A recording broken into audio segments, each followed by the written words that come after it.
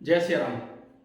मैं हूं पंडित अरविंद गौर। स्वागत करता हूं आपका अपने YouTube चैनल ज्योतिष विद अरविंद गौर में। आज की चर्चा का विषय है विवाह के लिए गुण मिलान। हुआ यूं कि एक सज्जन मेरे पास अपनी बिटिया के लिए गुण मिलवाने आए और मैंने उनको कहा कि देखिए गुण तो मिल रहे हैं 26, पर मेरी तसल्ली नहीं है कुंडली के डिटेल्स पर जो मुझे ठीक नहीं लग रहे। अब उन्होंने तुरंत अपना मोबाइल खोला, उस मोबाइल में एक ऐप था, उस ऐप पर गुण मिलाए, बोले देखिए 26 गुण मिल रहे हैं, मोबाइल के हिसाब से सब ठीक है, कोई दोष नहीं है, मंगलिक भी नहीं है, फिर आप क्यों मना कर रहे हो। तो मैंने उन्हें काफ़ी देर कोशिश की समझाने की, पर उन्हें ये बात समझ नहीं आई और उन्होंने और एक दो ज्ञानी व्यक्तियों का नाम लिया कि हमने उनसे भी मिलवाए हैं तो इतने ही गुण मिल रहे हैं, आप मना कर रहे हो और सब तो हाँ कर रहे हैं। तो ये विषय मुझे आज बड़ा सही लगा। मैंने कहा कि ये ऐसा विषय है जिस पर अभी भी जानकारी कम है। तो समझिए कि लगभग सभी मोटे तौर पर गुण मिलाकर विवाह कर रहे हैं। तो इसका मतलब तो ये होना चाहिए कि जो भी गुण मिलाता है, मंगलिक मिला लेता है, फिर उसका ना तलाक होना चाहिए, ना ही वैवाहिक जीवन में किसी तरह की खींचतान आनी चाहिए। पर क्या ये वास्तव में सच है? नहीं। मैं ऐसे 100 एग्जाम्पल दिखा सकता हूं जिनके गुण मिलते हैं, बिल्कुल ठीक मिलते हैं, मंगलिक का भी कोई प्रॉब्लम नहीं है, उसके बाद भी उनके आपसी सामंजस्य में कमियां हैं, उनकी आपसी सामंजस्य में दिक्कतें हैं। अब सवाल ये उठता है कि ये दिक्कतें क्यों आई, या क्या वजह है, या क्या हमारे मिलाने में गड़बड़ हो गई। मैं ऐसा कुछ नहीं कहूँगा कि मैं जो कह रहा हूँ वो नई बात है, या मैंने ही सबसे बढ़िया बात आपको बता दी, या औरों को ऐसा नहीं पता। नहीं, मैं ऐसा नहीं कहूँगा। मैं ये कहूँगा कि मैं मेरा अनुभव आपके साथ शेयर कर रहा हूँ। गुण मिलान अपने आप में बड़ी बात है, उसमें नाड़ी दोष, भकुर दोष और कुल मिलाकर के 8 ऐसे दोष होते हैं जिनकी चर्चा होती है, उसका मिलान होता है, उसकी एक पद्धति है। आज का वीडियो उस विषय में नहीं है कि 26 गुण मिलते हैं तो कैसे मिलते हैं, या 32 गुण मिलते हैं तो कैसे। वीडियो इस बात का है कि क्या गुण मिलान ही अपने आप में काफ़ी है, मंगलिक मिलाने के बाद हमें निश्चिंत हो जाना चाहिए और कुछ देखने की जरूरत नहीं है। अब मुद्दा ये नहीं है कि तलाक होगा ही होगा, मुद्दा है कि क्या आपसी सामंजस्य, अच्छा प्रेम रहेगा। इसी बात पर आज चर्चा है पूरी। फिर से समझिए, प्रस्तावना बड़ी जरूरी है जिससे कि मुद्दा समझ आए कि हमने किस टॉपिक पर बात करनी है। क्योंकि अमूमन हर घर में किसी न किसी बच्चे के विवाह के लिए प्रयास हो रहा होता है और उस सूरत में फिर गुण मिलाए जाते हैं, या तो अपने आप अपने मोबाइल ऐप से मिलाते हैं या किसी से मिलवाते हैं। सोचिए कि हम जब शादी करते हैं तो उसका वास्तविक अर्थ क्या है।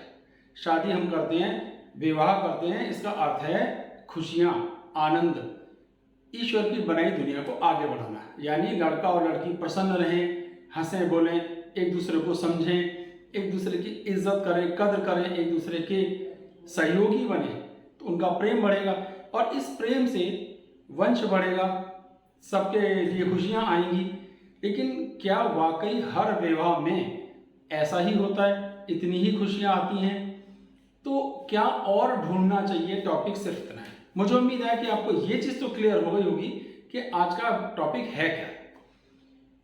मैं कुछ 8 पॉइंट्स आपको गिनवाता हूं जो मेरे हिसाब से और देखे जाने चाहिए। हो सकता है ये अतिशयोक्ति हो जाए, लेकिन मेरा अनुभव कहता है, और मैं कुछ एग्जाम्पल्स भी आपको दिखाऊंगा जिससे बात समझ आए कि सिर्फ तलाक ही मुद्दा नहीं है, सुखी सफल वैवाहिक जीवन के लिए इन मुद्दों को भी देखा जाना चाहिए। पहला मुद्दा है शुक्र ग्रह। शुक्र वैवाहिक जीवन के सुख का कारक है और कुंडली में जितनी अच्छी स्थिति शुक्र की होगी, जितना वो शुभ स्थिति में होगा, जितना वो केंद्र त्रिकोण में होगा, जितना वो बुरे ग्रहों के प्रभाव से मुक्त होगा, उतना ही वैवाहिक जीवन के सफल होने की संभावना बढ़ जाएगी। तो हमें कुंडली में शुक्र की स्थिति पर ध्यान देना ही चाहिए। अगर एक का शुक्र बहुत अच्छा है, एक का बहुत खराब है, तो भी तालमेल में कुछ दिक्कतें जरूर आएंगी। ये चीज समझने की है। तो शुक्र पर ध्यान देना जरूरी है, जो जनरली हम नहीं देते, पर देना चाहिए। सप्तम भाव और सप्तमेश की स्थिति पर ध्यान देना चाहिए। सप्तम भाव की स्थिति कैसी है, उसमें कौन से ग्रह बैठे हैं और सप्तमेश कहाँ बैठा है, ये भी हमारे आपसी तालमेल को बिलोंग करता है, हमारी सोच समझ को बिलोंग करता है। अपने जीवन साथी से हमारे विचार कैसे मिलेंगे, इस मुद्दे पर ये चर्चा देखने के लिए आती है। लेकिन आमतौर पर जब गुण मिलाते हैं उसमें हम सप्तम भाव की बात ही नहीं करते। तो सप्तम और सप्तमेश की स्थिति पर भी गौर कीजिए। मैं अभी एग्जाम्पल्स में सब चीजें समझाने की कोशिश भी करूंगा। तो अभी केवल बोलकर आधा वीडियो बनाता हूं जिससे कि वो समझें जिन्हें एग्जाम्पल देखने का इंटरेस्ट नहीं है। बाद में मैं सारी बातें एग्जाम्पल पे भी आपको बता दूंगा। तीसरा मुद्दा होता है लग्न। अभी मैं लग्न शब्द का अर्थ कह रहा हूं, जैसे हम राशियों में मैत्री, शत्रुता, 6, 8, 12 या भकूट देखते हैं, ठीक इसी तरह मेरी राय है लग्न में भी देखना चाहिए। अगर लड़का और लड़की दोनों की लग्न एक दूसरे की शत्रु या छठे आठवें भावों की स्वामियां होती हैं तो उनकी सोच समझ व्यक्तित्व इतना अलग होता है कि उन्हें एक दूसरे से सामंजस्य बैठाने में बहुत समस्याएं आती हैं। तो हमें हर हालत में लग्न पर भी ध्यान देना है। मैं फिर से स्पष्ट कर दूं, इससे तलाक नहीं होता पर सामंजस्य की कमी स्पष्ट रूप से देखने में आ जाती है और जो विवाह का वास्तविक अर्थ है प्रसन्नता, खुशियां, आनंद, वो खराब हो जाता है। चौथे नंबर पर चलित कुंडली का देखा जाना बड़ा जरूरी है। कई बार मेन कुंडली जिसे हम जन्म कुंडली कहते हैं वो तो बहुत बढ़िया होती है, उसमें स्थिति भी अच्छी दिख रही है, उसमें शुक्र भी अच्छा दिख रहा है, लेकिन कभी कभी चलित कुंडली में वो ग्रह भटक जाते हैं। जैसे कल्पना कीजिए सप्तम भाव का स्वामी स्वग्रही स्थिति में बैठा है, बहुत अच्छी स्थिति है, राजयोग बना रहा है, लेकिन अगर वो शिफ्ट होकर के अष्टम भाव का प्रभाव करेगा, सप्तम भाव से हट जाएगा, तो राशि नहीं बदलती है, भाव बदलता है, तो वो अब शुभ फल नहीं देगा, वो उस सप्तम भाव के शुभ फल से फ्री हो गया है। तो अच्छा वैवाहिक जीवन कैसे चलेगा, तो चलित कुंडली को भी देखा जाना चाहिए। फिर आती है नवांश कुंडली। अब आपने नवांश कुंडली पे ध्यान ही नहीं दिया, क्योंकि जब भी आप गुण मिलान करते हैं तो उसमें नवांश कुंडली की कोई चर्चा नहीं होती, उसमें सारी बात सिर्फ हमारे जन्म नक्षत्रों से गुण मिलाने की होती है। फिक्स पैटर्न अवेलेबल है, एक छपा हमारे पास एक रेडी रेकनर अवेलेबल होता है, उसमें ऊपर वर्ग के और लंबी लाइनों में कन्या के डिटेल्स लिखे होते हैं, 27 नक्षत्र लड़के के और 27 लड़की के, और हमें ये बात मालूम होती है कि इस नक्षत्र की लड़की का इस नक्षत्र के लड़के से इतने गुण मिलेंगे, ये फिक्स है। यानी कल्पना कीजिए कि मेरा नक्षत्र है नंबर 1, कल्पना कर लीजिए, और लड़की का नक्षत्र है नंबर 6, और हम दोनों के नक्षत्रों के गुण मिलते हैं 25। ऐसी मान लीजिए 1 मिनट के लिए हर 27 दिन या 28वें दिन वही बच्चा पैदा होगा जिसके नक्षत्र 5 नंबर आएगा।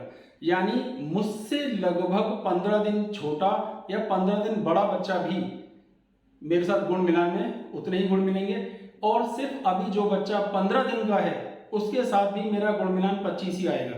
तो सोचिए हर 28वें दिन लगातार वो बच्चे पैदा होते चले जा रहे हैं जिनसे मेरे गुण 28, 25 या जो भी हैं वो मिल जाएंगे। तो गुण मिलान अपने आप में पूरी बात नहीं है। हमने नवांश तक की चर्चा कर ली। उसके बाद छठे नंबर पे आता है पंचम और पंचमेश। देखिए विवाह का वास्तविक अर्थ क्या हुआ, हम विवाह करें और विवाह करके हमारी संतति हो, भगवान की दुनिया आगे बढ़े, घर बढ़े, वंश बढ़े, और अगर वही ना बढ़े तो फिर विवाह का लाभ ही क्या हुआ। फिर आपसी तालमेल सामंजस्य में कमियां तो आएंगी ही। तो अगर पंचम भाव की स्थिति बहुत कमजोर है किसी की, तो मिलान में हमें इस हिसाब से मिलाना चाहिए कि दूसरे पक्ष का पंचम भाव या पंचमेश की स्थिति अच्छी हो, जिससे संतान प्राप्ति की संभावनाएं बने। फिर से समझ लीजिए, अगर पंचम भाव से हम संतान को जो देख रहे हैं, संतान की स्थितियां बहुत खराब आ रही हैं, संतान ही नहीं हुई, तो विवाह का वास्तविक औचित्य ही खत्म हो गया। तो पंचम भाव और पंचमेश जो पंचम भाव का स्वामी है उसको भी ध्यान से देखा जाना बहुत जरूरी है। फिर आता है 12वां भाव। कुंडली में 12वां भाव शैया सुख को दिखाता है, समझिए बेडरूम को दिखाता है, और भी बहुत कुछ देखते हैं, पर आज के विषय में यही शब्द सार्थक है। अगर आपका 12वां घर जरूरत से ज्यादा खराब है, उसमें ज्यादा पापी ग्रह बैठते हैं, तो भी आपसी तालमेल में दिक्कतें आएंगी। आप कितना भी प्रयास कर लें, लेकिन वो बहुत शुभ स्थिति, बहुत अच्छी स्थिति देगा ही नहीं। तो क्या बना कि 12वें भाव में ज्यादा पापी ग्रह होंगे तो आपके अपने जीवन साथी के साथ तालमेल में खींचतान रहेगी। जरूरी नहीं है कि तलाक होगा, पर वो सुख, वो आनंद नहीं मिला जिस आनंद के लिए विवाह किया गया। उसके बाद एक है 8वें नंबर पे कारक। पुरुष की कुंडली में कारक है शुक्र, महिला की कुंडली में कारक होता है 7वें भाव का गुरु। तो अगर सप्तम भाव का कारक ही खराब हो जाए, पाप पीड़ित हो जाए, बहुत कमजोर हो जाए और भी नीच राशि में हो, कुछ खराब स्थिति में हो, तो क्या होगा? तो ये स्थितियां बिगड़ जाएंगी, उन्हें वो सुख नहीं मिलेगा। तो कारक को मजबूत होना भी बहुत जरूरी है। ये जो 8 पॉइंट्स मैंने उठाए, उनका नाम ले देता हूं। शुक्र को देखिए, सप्तम भाव और सप्तमेश को देखिए, लग्न को देखिए, दोनों की लग्न, चलित कुंडली पे ध्यान दीजिए, नवांश कुंडली पे भी ध्यान दीजिए, पंचम और पंचमेश पे ध्यान दीजिए, 12वें भाव पे ध्यान दीजिए और कारक पर ध्यान दीजिए। अगर आप इन 8 बिंदुओं को भी देखेंगे तो आपके लिए स्थितियां बहुत अच्छी हो जाएंगी।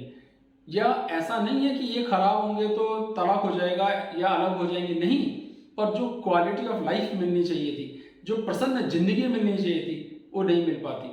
तो कुछ एग्जाम्पल्स, 4 एग्जाम्पल्स से मैं धीरे धीरे सारे पॉइंट्स को समझाने का प्रयास करता हूं, जिससे विषय आपको और आराम से समझ में आ जाएगा। पहला एग्जाम्पल लेते हैं। ये एक पुरुष की कुंडली है, डेट सामने लिखी है 27 अक्टूबर 1990, सुबह 9:30 और मुंबई का ये जन्म है इनका, वृश्चिक लग्न के हैं और ये इनके ग्रहों की स्थिति है। अब हमें क्या देखना था? हमारा पहला पॉइंट कहता है कि शुक्र पे ध्यान देना है, ठीक है। अब शुक्र की स्थिति क्या है कि शुक्र सूर्य के साथ अस्त हो गया। तो सबसे पहले तो इस कुंडली में शुक्र ही वीक हो गया। ये इनकी पत्नी की कुंडली है, आपसी सामंजस्य अभी दिखाऊंगा। तो इनका शुक्र वीक है, यही बात इसकी कुंडली में देखी तो यहाँ पर भी शुक्र शत्रु राशि में है, ठीक है। 2 बातें। शुक्र के बाद देखना है हमने सप्तम भाव, ये सप्तम भाव है। सप्तम भाव का स्वामी कौन है? फिर से शुक्र, जो अस्त है। इधर देखा सप्तम भाव का स्वामी चंद्र, अब चंद्र भी अस्त है, दोनों की स्थिति यहाँ पे खराब हो जाती है। ओके, इसके बाद आती है बात लग्न देखने की। लड़के की लग्न है वृश्चिक, जिसका स्वामी होता है मंगल। लड़की की लग्न है मकर, जिसका स्वामी होता है शनि। ये आपस में मित्र नहीं है, ये चीज हो गई। अब देखिए इस कुंडली में पहला पॉइंट था शुक्र हमें देखना चाहिए, जो ठीक से मैच नहीं करता, दोनों का ही बहुत कमजोर हो गया। दूसरा पॉइंट था सप्तम भाव, तो दोनों का सप्तम भाव का स्वामी इनका नीच राशि में है, इनका अस्त है, ठीक है। इसका तीसरा पॉइंट था लग्न, दोनों की लग्न एक दूसरे की शत्रु है। अब यहाँ पे चलित की बात, नवांश की बात अभी नहीं करते, हम सीधा 7वां पॉइंट हमारा है, वो है 12th भाव। अगर हम देखेंगे 12वें भाव में सूर्य बैठते हैं, जो एक पापी ग्रह का इफेक्ट लाते हैं, तो ये भी शुभ बात नहीं हुई। इधर जो 12वें घर के स्वामी हैं गुरु, वो राहु के साथ हैं, जिस पर मंगल की भी पूरी दृष्टि है, ये पॉइंट हो जाता है। और 8वां था हमारा कारक ग्रह। इस कुंडली में बाई चांस कारक ग्रह भी शुक्र है, वो कमजोर हो गया। महिला की कुंडली में कारक होता है गुरु, गुरु राहु के साथ होने के कारण पीड़ित हुआ। इन दोनों का आपसी सामंजस्य इतना खराब है कि इनका कोर्ट में तलाक का केस चल रहा है। ये चाह के भी अपने विवाह को नहीं संभाल पा रहे हैं। मुझे उम्मीद है ये बात समझ में आई होगी। और एग्जाम्पल लेते हैं। ये दूसरा एग्जाम्पल, इस पे ध्यान दीजिए। ये पुरुष की कुंडली है, 13 मार्च 1978, सुबह 9:25 कोटा, ठीक है। अच्छा, एक बात पिछली वाली कुंडली में रह गई, फिर से दिखाता हूँ। गौर कीजिए, हमारा जो आज का विषय था वो क्या था? लड़के का नक्षत्र है श्रवण, लड़की का नक्षत्र है अनुराधा, और दोनों के 26 गुण मिलते हैं। कोई यहाँ पर दोष नहीं है, दोनों मंगलिक हैं, तो वो कोई समस्या नहीं है। तो अगर सिर्फ गुण मिलान देखा जाए तो बहुत सुंदर है, मंगलिक भी मैच कर रहा है, गुण भी हैं, कोई भकूर दोष, नाड़ी दोष, गण दोष नहीं है। तो एट ए ग्लांस क्या लगता है कि बहुत अच्छा वैवाहिक जीवन रहेगा, पर ऐसा नहीं। अब ये कुंडली थी जो मैंने अभी कोटा की आपको दिखाई, इनका नक्षत्र है भरणी, और जो ये महिला हैं, जो इनकी पत्नी हैं, 20 मई 2080 दोपहर को 2:15 बड़ौद का इनका जन्म है। इन दोनों के भी स्पष्ट रूप से जो गुण मिल रहे हैं वो 24.5 गुण मिल रहे हैं। तो गुण की संख्या तो बिल्कुल ठीक है। टेक्निकली ये मंगलिक हैं, लेकिन रूल ये कहता है जिधर लड़की का मंगल हो वहीं पर लड़के का भी कोई पाप ग्रह बैठा हो तो मंगलिक दोष का निवारण हो जाता है। ये तो खैर मैचिंग है। मैं इसके विषय में भी जो वीडियो पहले बना चुका हूँ उनका लिंक डिस्क्रिप्शन में दे दूंगा, आप देखिएगा। आज के विषय पर आते हैं। तो गुण मिलान की स्थिति तो बड़ी शुभप्रद दिखाई दे रही है। अब हम चेक करते हैं इसमें क्या क्या गड़बड़ है। लग्न पे ध्यान दीजिए। लड़के का लग्न है मेष, जिसका कंट्रोलिंग स्टार होता है मंगल। लड़की का कन्या, और कन्या का होता है बुध। ये दोनों एक दूसरे के शत्रु हैं, तो इनके आधारभूत विचार ही नहीं मिलते। इनके आपसी सामंजस्य कैसे होगा? क्योंकि विचारों का तालमेल नहीं है। अब बात आती है 12th भाव, 12वें भाव की स्थिति देखो। यहाँ केतु बैठता है, बुध बैठता है, शुक्र बैठता है, या राहु की पूरी दृष्टि है, इसे ऐसे भी कहा जा सकता है। लेकिन ये स्थिति उतनी खराब नहीं। अब महिला की कुंडली में देखें तो 12वें घर में शनि, मंगल, राहु, तीन पापी ग्रह बैठे, तो ये स्थिति भी यहाँ पे लागू हुई। ये हमारा दूसरा पॉइंट लागू होता है। और एक हमारा 8वां पॉइंट है कारक। अगर हम इस मुद्दे पे ध्यान दें तो लड़के का कारक शुक्र तो ठीक है, बहुत बढ़िया है, पर लड़की का कारक क्या है? गुरु, और गुरु तीन पापी ग्रहों के साथ बैठता है। तो ये 3 मुख्य वजह यहाँ पर बन रही हैं। ये विवाहित हैं कई वर्ष से, और इनका कम से कम 4 साल हो गए। आपसी तालमेल इतना खराब है कि अलग अलग घरों में रह रहे हैं, सामंजस्य नहीं कर पा रहे। लेकिन इनकी संशय यही है कि इतने अच्छे गुण मिलते हैं, मंगलिक मिलान हो रहा है, फिर तालमेल क्यों नहीं आया? तो मुझे उम्मीद है आपको समझ आ रहा होगा कि गड़बड़ कहाँ हो जाती है। और एक एग्जांपल लेते हैं, फिर से समझने की कोशिश करते हैं। ये पुरुष हैं 18 जुलाई 1975 सुबह 5:11 इंदौर का इनका जन्म है। देखिए लग्न में बुध का राजयोग है, 7वें भाव का स्वामी भी गुरु राजयोग बना रहा है, और क्योंकि गुरु की डिग्री 28 के करीब हैं तो ये वर्गोत्तम भी है, यानी नवांश में भी इसकी स्थिति मीन लग्न की ही आती है। देखने में कितनी सुंदर स्थिति मालूम देती है। अब ध्यान देना शुरू करते हैं। लड़के की जो लग्न है वो है मिथुन, जिसका स्वामी है बुध। लड़की की जो लग्न का स्वामी है वो है मंगल, वृश्चिक राशि है इसलिए मंगल।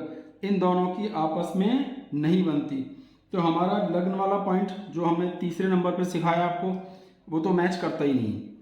अब बात आती है दूसरी कि जिसको हमने ध्यान से देखना है, चलित कुंडली पे ध्यान देना है। देखिए यहाँ ये लगता है 7वें भाव का स्वामी बहुत अच्छी स्थिति में स्वग्रही होकर हंस महायोग बनाकर वर्गोत्तम नवांश में बैठा है, तो कितनी गजब की चीज। लेकिन जब हम चलित कुंडली बनाते हैं तो ये 10वें भाव और 11वें भाव के बीच में चला गया, जिसे कहते हैं संधि। तो ये संधि में जाने के कारण इनएक्टिव हो गया, इनका तलाक हो चुका है। कुंडली इतनी सुंदर पर रिजल्ट नहीं आया। और एक चीज देखते हैं, 12वें घर में केतु बैठता है, मंगल और शनि 2 पापी ग्रहों से ग्रसित भी है। इसे पाप कर्तरी दोष नहीं कहते, पर समझाने के लिए मैंने दिखाया कि भाव के दोनों तरफ पापी ग्रह आ गए। और जब चलित कुंडली बनाई तो ये सूर्य भी शिफ्ट होकर यहाँ आ गया, यानी प्रथम भाव में सूर्य, बुध और शनि तीनों का असर है। ये चलित कुंडली पर मैं अलग से एक और वीडियो बनाकर अपलोड करूंगा, जिससे ये विषय आपके लिए समझना आसान हो। अब लड़की की कुंडली में 12वां घर देखो, मंगल और राहु 2 पापी ग्रह यहाँ बैठते हैं, तो ये स्थिति खराब हो जाती है। 12 अब आती कारक देखते हैं। इनका कारक, पुरुष का कारक होता है शुक्र, उसकी स्थिति तो लगभग ठीक है। लड़की का कारक है गुरु। अब यहाँ जो 7वें भाव का कारक है गुरु, वो अकेला बैठा है। अब रूल क्या होता है कि कारक को अकेला भाव में नहीं होना चाहिए, इससे उस भाव की हानि करता है। तो ये कुछ वजह रही। अब ये लड़के हैं जो विशाखा नक्षत्र के हैं, लड़की शतभिषा, कोई दिक्कत नहीं, बिल्कुल नीट एंड क्लीन, इनके फर्स्ट क्लास 26 गुण मिले। ये जो लड़की मंगलिक दिखती है, केंद्र में चंद्र या गुरु हो तो मंगलिक दोष का परिहार हो जाता है। तो 26 गुण मिलने के बाद भी, सब कुछ अच्छा दिखने के बाद भी बात बिगड़ गई, बात खराब हो गई। तो अब क्यों हो गई? क्योंकि ये सारी वजह यहाँ पर लागू हैं जो मैंने आपको समझाने का प्रयास करा। तो ज़रा ध्यान से देखेंगे तो समझ में आएगा। चलिए ये आखिरी एग्जाम्पल अभी लेते हैं, इस एग्जाम्पल पे ध्यान देते हैं क्या स्थिति यहाँ पर बन रही है। तो हम पहले नंबर से शुरू करते हैं। सबसे पहले हमारा तरीका है कि शुक्र पे ध्यान दें। इनका शुक्र सूर्य के साथ बैठता है, ठीक है, जिस पर राहु की भी पूरी दृष्टि है, शनि की भी पूरी दृष्टि पड़ रही है। तो शुक्र सूर्य के साथ भी है, राहु से भी दृष्ट है, शनि से भी दृष्ट है, तो शुक्र की स्थितियां हो जाती कमजोर। महिला की कुंडली में शुक्र शत्रु राशि और कारक होकर के अकेला है, तो ये स्थिति यहाँ पर अच्छी नहीं है, शुक्र यहाँ पर वीक समझा जाएगा। तो पहला पॉइंट तो शुक्र ही लागू हो गया। अब आती सप्तम भाव। लड़के की कुंडली में सप्तम भाव का स्वामी कुंभ के कारण हुआ शनि, शनि अपनी नीच राशि में है और यहाँ पापी ग्रह बैठता है, तो सप्तम भाव और सप्तमेश दोनों कमजोर हैं। यही बात लड़की की कुंडली में देखें तो सप्तम भाव का स्वामी चंद्र अपनी नीच राशि में है और राहु से पीड़ित भी है, मंगल से दृष्ट भी है, पर मंगल की वहाँ स्वदृष्टि है। दोनों पॉइंट लागू हो जाते हैं। हमारा तीसरा पॉइंट है लग्नों पर ध्यान दें। ये सिंह लगन के हैं जिसका स्वामी होता है सूर्य। महिला मकर लगन की जिनका स्वामी होता है शनि, इनकी आपस में परम शत्रुता है, तो वैचारिक मतभेद का एक कारण ये भी बना। अब बात आती है कारक पे, जो हमने ध्यान देने की बात की थी। इनका जो कारक है वो है शुक्र, और जो पहले ही मैं आपको बता चुका हूं कि बाई चांस शुक्र में भी आ गया तो कारक अलग से भी आ गया।